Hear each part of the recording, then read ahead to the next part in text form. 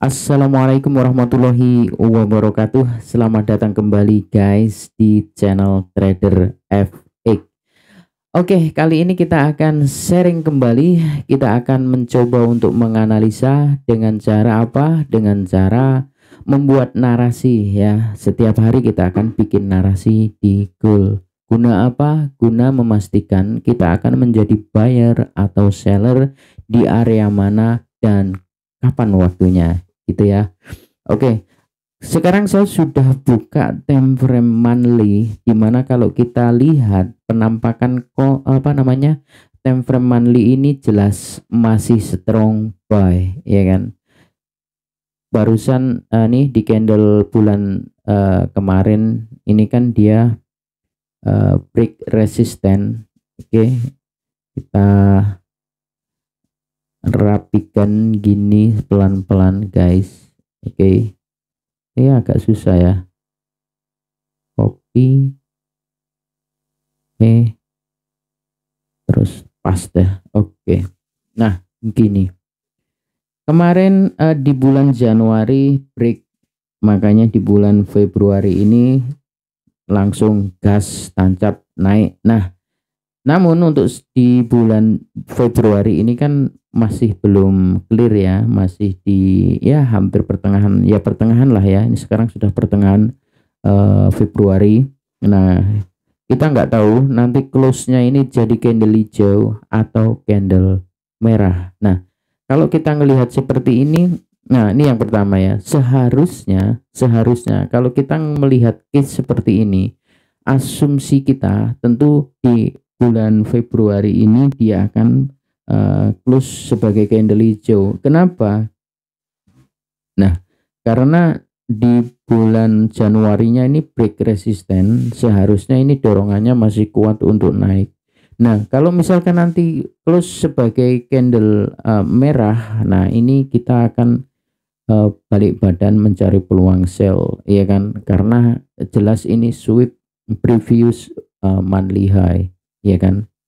Oke, gitu aja untuk yang di monthly, karena ini kan di area all time high. Jadi untuk monthly ini sangat susah kita analisa, kita nggak tahu dia bakal lanjut naik atau balik lagi turun.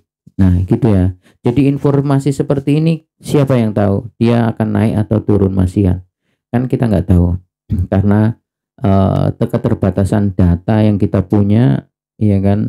Jadi ya dimaklumi, ini berdasarkan versi teknik yang saya pahami ya. Terkadang kita teman-teman punya teknik lain yang bisa membaca atau memprediksi dengan kondisi sedemikian rupa ini, jadi ya mungkin akan jauh lebih baik. Tapi yang saat ini sejauh yang saya pahami dengan melihat case ini, saya nggak tahu ini bakalan berapa persen naik berapa persen turunnya, karena saya di monthly sangat keterbatasan data. Oke, kalau gitu kita pindah saja ke time frame weekly. Di time frame weekly kita melihat seperti ini, dan kalau kita lihat kan memang untuk hari ini ya, minggu ini candle weekly sudah close dengan meninggalkan shadow panjang di atas dan sekaligus sweep previous weekly high. Nah, kalau melihat seperti ini, close-nya ini kan dekat-dekat dengan previous weekly high. Jadi sebenarnya ada perlawanan untuk harga ini didorong turun ya kan, didorong turun. Tapi kalau kita melihat case seperti ini sebenarnya masih dalam kondisi uptrend dan bisa dibilang lebih kuat atau dominan uptrendnya. Dengan target gimana kalau kita mau ambil buy, target di all time high ya kan. Ini perspektif weekly ya kan. Namun apakah, nah ini masalahnya ya kan, apakah harga ini nanti akan lanjut langsung naik ambil all time high? Nah, kalau melihat ini ya kan, ini pendapat saya kemungkinan tidak ya, kemungkinan akan mencari pijakan baru di bawah kalau nanti mau naik lebih jauh lagi atau akan membuat all time high lagi gitu. Nah, permasalahannya di mana? Nah, gini. Apakah ini ya sebelumnya, apakah 100% akan begitu? Maksud saya, apakah 100% dia akan naik? Ya saya juga nggak tahu. Nah, karena di sini ini adalah probabilitas. Yang jelas gini, saya mempunyai premium ya, premium area ya kan di all time high, dan sekarang saya mempunyai diskon area di sini yang saya gadang akan mampu menahan harga. Nah, gini. Nah, sekarang kita lihat ya kan antara posisi high ini dengan PD array fair value gap yang ada di sini. Kalau kita lihat di apa namanya current price-nya di sini, kira-kira jauh mana, ke sana atau ke sini? Nah, ini hampir imbang. Jadi makanya ini hampir imbang ya, tapi lebih sedikit dekat dengan yang PDRF ini diskon ini apa di fair value gap sini ya. Kemungkinan kalau kita melihat seperti ini kan kita akan berpikir akan jauh lebih realistis jika ini harga masuk ke sini dulu baru naik ke sini, kan gini kan. Nah, apakah selalu akan terjadi seperti ini nantinya? Ya belum tentu. Namun ketika kita sudah mempunyai rule atau mempunyai jalan bahwa apa namanya narasi kita itu seperti ini, paling enggak kita nanti itu punya gambaran. Kalau misalkan harga masih bermain-main di sini secara perspektif weekly, tentu kita nggak akan ngapa-ngapain kan, kita akan wait and see aja, ya kan, bener ya. Tapi nanti kalau misalkan harga lanjut naik, nah kita akan mencari apa namanya narasi baru. Nah, kalau nanti ternyata benar ke bawah sini, nah ini kita akan mencari konfirmasi. Nah, gitu cara mikirnya. Jadi saya ulang, ketika kita sudah mempunyai narasi sedemikian rupa ini, kalau nanti harga itu masih bermain-main di sekitaran current price ini, ya kita wait and see. Oke, kita lihat aja dulu. Nah, tapi kalau nanti ternyata harga ini lanjut naik, kita akan membuat narasi baru gitu. Nah, kalau nanti ternyata beneran harga ini turun masuk ke PDRA kita, ke fair value gap, apa yang harus kita lakukan? Kita menunggu konfirmasi. Jelas kan? Dari sini menurut saya cara berpikir logik seperti ini sangat-sangat apa namanya ya? Ya logis. Ya sangat-sangat realistis gitu. Oke, ini perspektif weekly. Semoga bisa dipahami. Nah, sekarang kita masuk ke time frame daily. Oke, di time frame daily.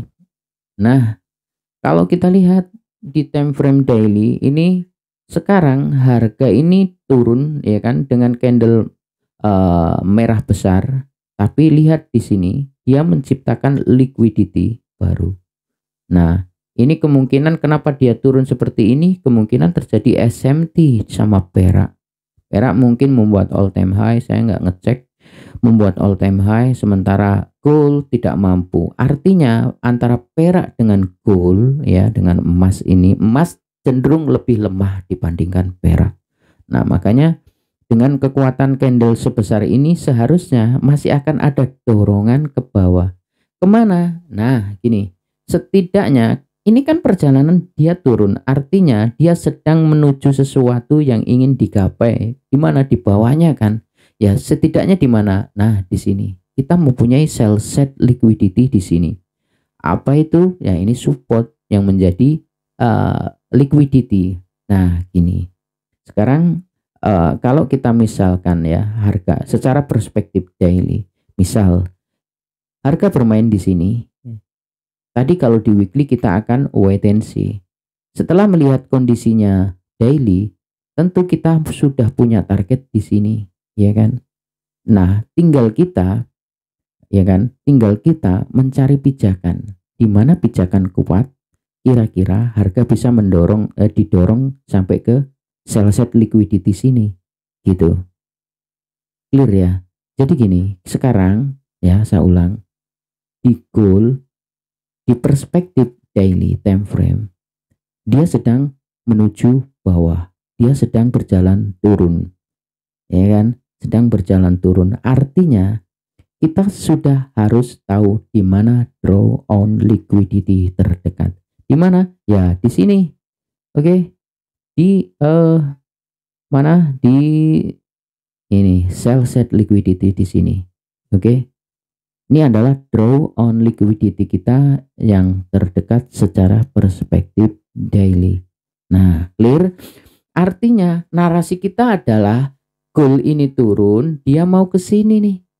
Clear ya?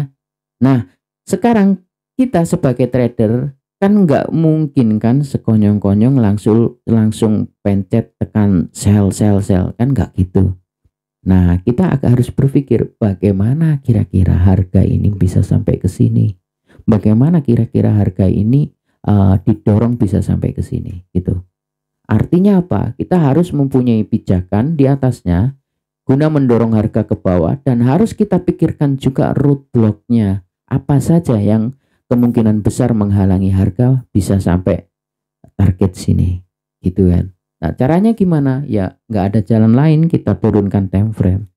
Oke, kita sekarang pantau di H4. Nah, di H4 guys, kalau kita lihat apa yang bisa kita perhatikan di sini. Di sini kita mempunyai fair value gap yang sangat besar di sini, yang bisa kita fungsikan sebagai target untuk mendorong harga turun lebih jauh. Oke, mungkin bisa gini. Nah, ini narasinya kan.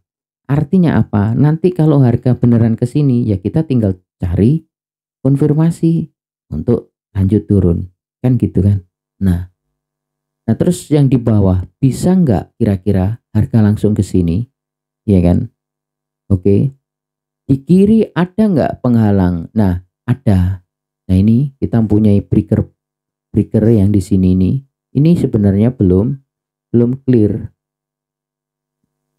Nah, jadi kalau misalkan kita nanti nge-sell di area-area ini ya harus hati-hati. Ingat, pasang SL itu penting karena ini kondisinya masih sangat rawan sekali.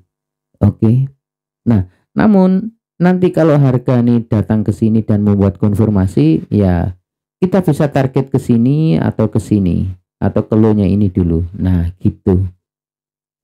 Jaga nih kalau ternyata ini masih mampu menahan harga. Gitu, guys.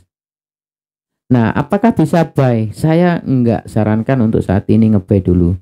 Kenapa? Karena saat ini pijakannya lemah, ya kan? Kenapa kok lemah? Ya ini memang breaker, ini fair value gap, tapi kan sudah nggak fresh, ya. Tapi nanti kalau misalkan ternyata dari sini langsung terbang gimana? Ya sudah, berarti nggak rezeki gitu. Jadi kan kita harus konsisten, harus benar-benar ngikuti rule yang kita punya. Nggak selamanya setiap setup itu kita dapat untung. Nggak semua kondisi itu masuk setup kita, kan gitu tuh. Jadi mulai sekarang kita harus benar-benar pikirkan itu. Gitu ya. Nah, ini di perspektif H4. Coba kita lebih detail lagi di perspektif H1. Nah, di perspektif H1, oke, kalau misalkan kita mau nge-buy untuk di H1 misalkan ya, ini misalkan dia mau masuk ke PD array di H4 di sini tadi. Sini misalnya mau ke sini dan kita mau scalping buy, di mana yang aman? Nah, kita mempunyai ini guys, ini ada chill nih guys, kita ada fair value gap. Nah, menurut saya sekarang kan candlenya merah. Kalau besok lahir candle hijau, ya kan, terus dia naik ke sini dan break di sini, close di atas sini, dan kemudian dia balik ke sini dan membuat konfirmasi di M5 untuk naik. Nah, kita bisa baru buy. Begitu ya. Nah, kalau misalkan enggak, ya jangan. Tapi kalau misalkan nanti di sini langsung membuat konfirmasi sell gimana? Ya, boleh sih ambil sell dengan target scalping di sini tadi. Nah, SL di sini karena sangat berpeluang kemungkinan akan disapu, diambil SL-nya. Nah, kita ya harus siap lah, harus rela untuk diambil SL-nya gitu ya. di sini, misal dia naik ke sini atau membuat konfirmasi, kita sell ke sini. Nanti ternyata kena SL di sini, kalau ada peluang buy kita buy.